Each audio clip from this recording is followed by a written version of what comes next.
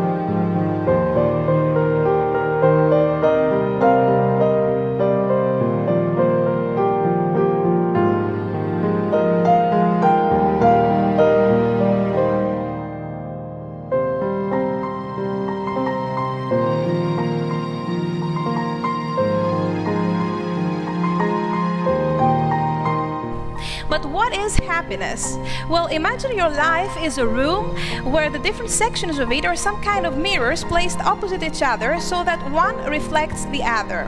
Mirror number 1, physical and psychological health. Mirror number 2, mental education, knowledge of the laws of the universe. Mirror number 3, personal relationship. Mirror number 4, family. Mirror number 5, friends and social life. Mirror number 6, profession. Mirror number 7, finance. Mirror number 8, healthy natural environment. Mirror number 9, healthy social and political environment. Mirror number 10, technology. Happiness is not a metaphysical thing. Your happiness is countable. It consists of these 10 things. Nothing more than that, nothing less than that.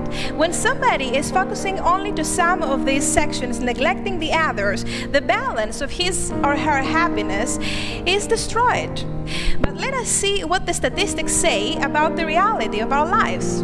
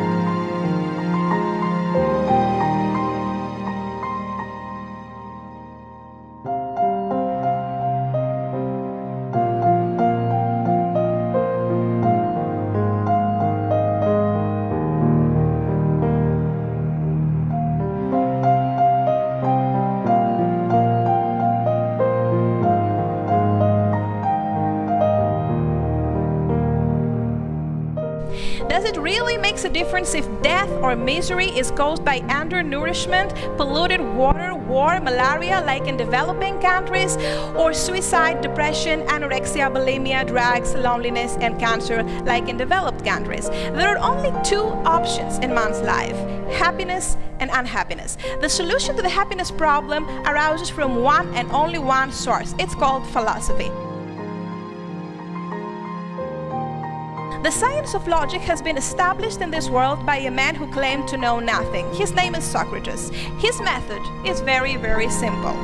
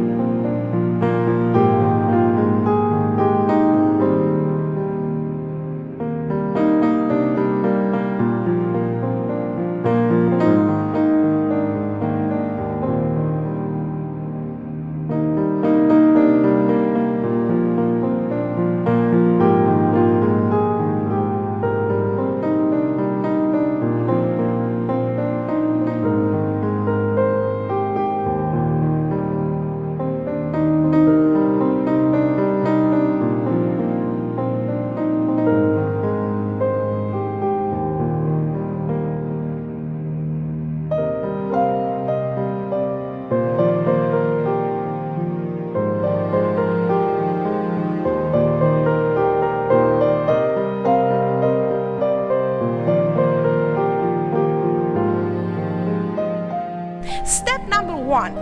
Ignorance is the key to knowledge. By acknowledging all our ignorance, we are freed from what we have been consciously and subconsciously told that it is true. Wise choices have positive consequences. Bad choices have negative consequences.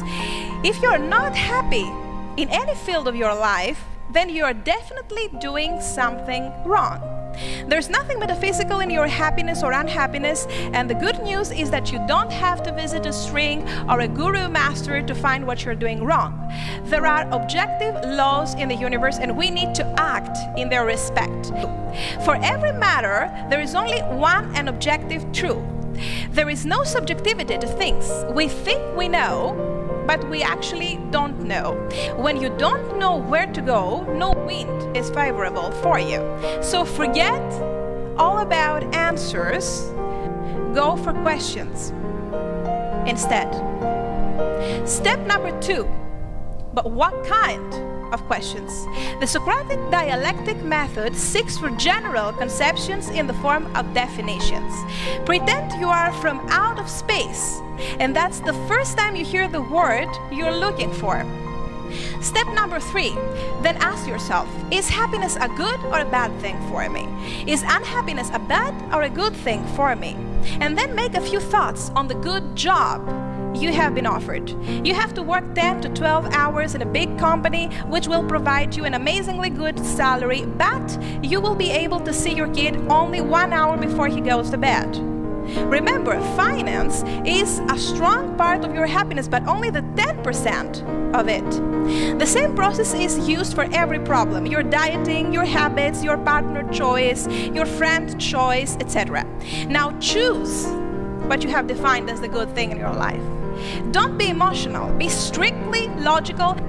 The only truth intelligence in life is the ethical intelligence, meaning knowing what's good and bad for you, not what appears to be good or bad for you, but what actually is. Step number 4, Aristotle once said that whoever is able to live alone is either a god or a beast. So, if you don't belong to any of these two categories, then every aspect of your life is highly related to communication with the other people. Practice with them what you have already practiced to yourself. Don't try to convince anyone about anything. Just pose the right questions to them. Knowing the right question is half of the answer. And guess what? The result is something which the other person cannot doubt, because he is the one who said it. There's no egoism in real philosophy. It's not about who of you two the winner will be. You are not two enemies debating. You are two friends seeking together the truth, because as we said before, for every matter there is one and only objective truth. The problem is that most people don't know the method to find it. That's why they end up fighting, supporting their false beliefs. Last step number 5 in Socrates' dialectic method is the no one does wrong willingly. That's quite true. Almost everybody acts the way he acts because he believes that what he does is the right thing to do, and that there will be benefits for him through the specific choice of his. A violent person, for example, feels that he is dominant, powerful, and thus happy by controlling the others. However, is this true? No one does wrong willingly, but a lot of people are not willing to obtain the right knowledge. When evil has been so strong in somebody's life, it has made him so ignorant that he doesn't love the good anymore. So don't lose your time with these people.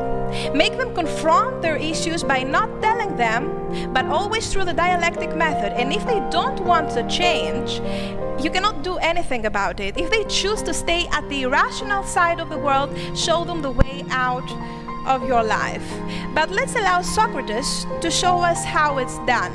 We have 3 wonderful ladies here who have already offered to read for us a small part from the Dialogues Gorgias, where Socrates is practicing the dialectic method, discussing with a famous rhetorician of the antiquity named Gorgias. Polus is also participating to their discussion. Please come to stage.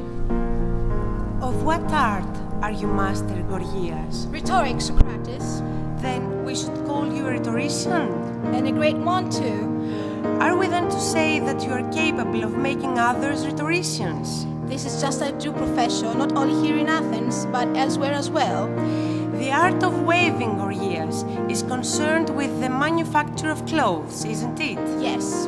And likewise the musical art with the composition of songs, right? Yes. So please, give me the same sort of answer about the rhetoric. With what class of objects does it deal as a science? With words. But doesn't the art of medicine make men capable of comprehending and speaking about the sick? It must. Then medicine too, it seems, is concerned with words. Yes. Then why don't you call medicine rhetorical? Because, Socrates, in other arts, such as medicine, all knowledge is concerned with manual labor and activities of that kind. But in rhetoric, there's so much manual operation. All its activity and effectiveness is through words. But arithmetic and geometry accomplish their entire production through speech and need no action at all. However, I don't suppose that you want to call them rhetoric. Correct. Come on now, give me a final answer. Arithmetic is concerned with words, about odd and even numbers. Astronomy is concerned with words, about the movements of the stars and the sun and the moon. With what of all existing things are the words which rhetoric use is concerned? With the greatest of human concerns, Socrates, and the best. But Gorgias, I expect you have been present at banquets and heard men singing the intriguing song which enumerates that health is best of all, beauty is second best, and third is to come by honest riches. The producers of these things, though, are the doctor, the trainer, and the businessman. Which is the greatest good of mankind of which you say you are the producer? The ability to persuade with words men in every meeting which convenes for the public interest. By this power you will have at your beck and call the doctor and the trainer, and that businessman of yours will turn out the baking money not from himself but for you, have the power to speak and persuade the vast majority. Tell me, Gorgias, when a man teaches anything, is he teaching persuasion or is it not? Of course it is.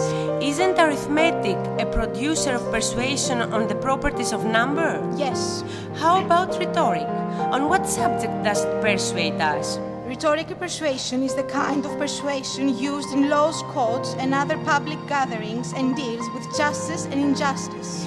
Gorgias, is knowledge the same as belief or are they different? To my mind, Socrates, they seem different. Is there such a thing as false belief and a true belief? Yes. But is there both a false and a true knowledge?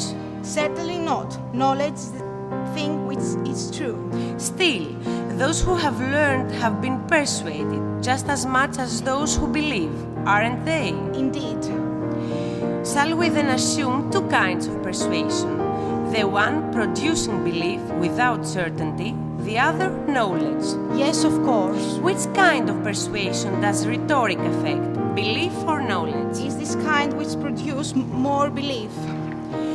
The rhetorician, then, is not a teacher of law courts and other public gatherings as to what is right or wrong, but merely a creator of beliefs. For evidently, he could never instruct so large a gathering on such weighty matters in short time. He certainly couldn't. However, obviously, in all cases, it is imperative to elect the ablest man to speak. For example, when we need some medical advices, we will not go to the rhetorician, but to the doctor. And when walls are to be built, or harbors or docks to be constructed, not the rhetorician, but the master builders will give advice. And again, when counsel is needed about the disposition of troops against the enemy, military experts will give the advice, not the rhetoricians. So, what benefits will we have, Gorgias, if we attend your lectures? What are the matters in which we shall be able to advise the state? If you only knew how rhetoric comprehends and holds under her sway all the interior arts, let me offer you a striking example of this. On a several occasions, I have seen many patients who will not allow the doctor to give them medicine or apply a knife or hot iron to them. And I have persuaded them to do for me that they will not do for the doctor just by the use their rhetoric. And I say that if a rhetorician and a doctor were to go to any city and have there to argue in an assembly as to which of them should be elected to speak in the public, the doctor will have no chance, for the rhetorician can speak more persuasively to the multitude for any other and any subject. Then the ignorant is more persuasive than he who has knowledge? Yes, Socrates, and this is the great comfort, not to have learned in other arts, but the art of the rhetoric only, and yet to be in one way interior to the profession of them. Gorgias, would you agree that there are many persons who appear to be in good health and whom only a doctor or trainer will discern at first sight not to be in good health? True. And this applies not only to the body, but also to the soul. In either there may be that which gives the appearance of health and not the reality. Yes, certainly. Well, I say that an unjust person is unhappy and wretched, because his soul is sick by the greatest of all evils, even though he may seem to have a happy life. What? Is this the greatest evil? Isn't it to suffer injustice a greater evil? By no means. So you would prefer to suffer injustice rather than do it? For myself, I should prefer neither, but if it were necessary for me either to do or to suffer injustice, I should choose to suffer rather than to do it. However, Socrates, plenty of things prove that many men who do evil are quite happy. I presume that you are able to see that Archelaus, son of Perdiccas, is king of Macedonia? Well, I can't see it, but I have heard so. Do you think he is happy or wretched? I don't know, Paulus. I have never met the man. So, if you have not met somebody, you don't know how instinctively that he is happy? No. Well then, Socrates, you are going to say that you do not know whether even the king of Persia is happy. Of course I don't, since I don't know if he is well educated and if he is a man of justice. Is this gut of happiness consisting? Tell me, Paulus, do you think it is worse to do or to suffer wrong? To suffer, of course. And which one do you think is uglier, to do or to suffer wrong? To do wrong. Well then, my gifted friend, it's worse since it's uglier.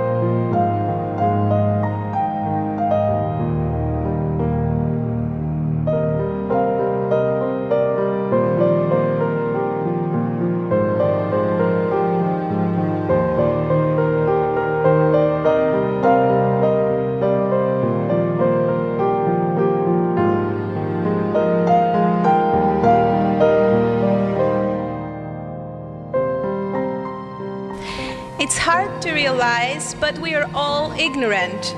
What we consider as facts are very likely to be illusions, based on what we have learned from other ignorant people or based on our psychological traumas.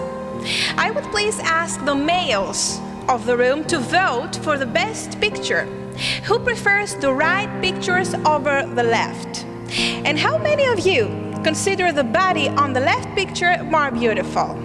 Well, I'd like to inform you that these pictures are taken from a popular advertisement in the internet selling weight loss products to women by convincing them that the real beauty consists at the content of the right picture.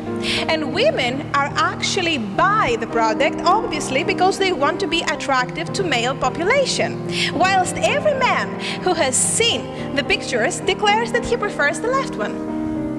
The truth in the history of philosophy is that after Socrates was condemned to death, his opponents, the sophists who were teaching the relativism theory to their students, such as Gorgias and Protagoras, the last one, as a matter of fact, was actually teaching that a human being is a measure of all things.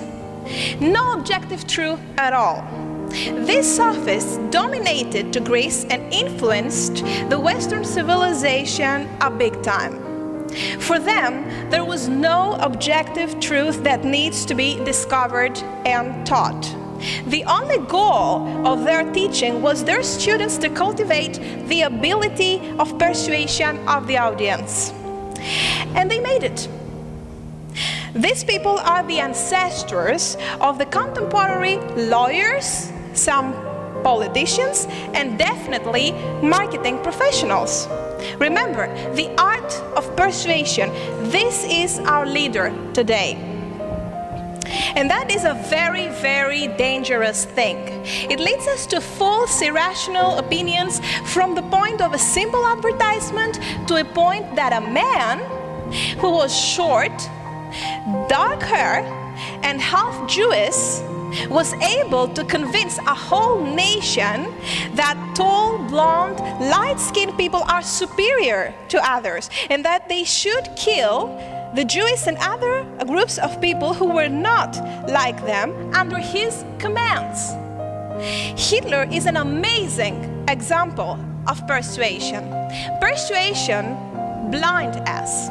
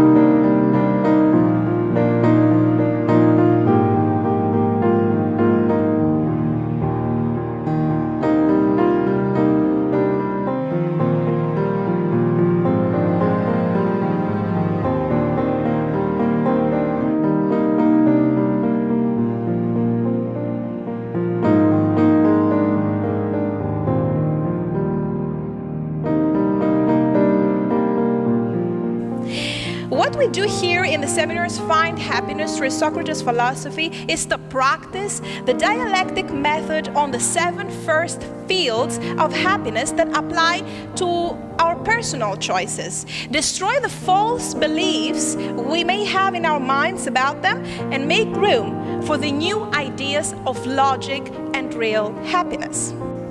We know that happiness is knowledge. We know that what is good for us is the one thing that can also make us happy. This is the revolution of Socrates. It is possible to reach this knowledge through the simple obstetric process of Socrates. Steve Jobs said before dying, "I would trade all of my technology for an afternoon with Socrates." Was that a figure of speech? No, it wasn't. He knows one thing: to choose the real profit over the real damage. Thank you very much.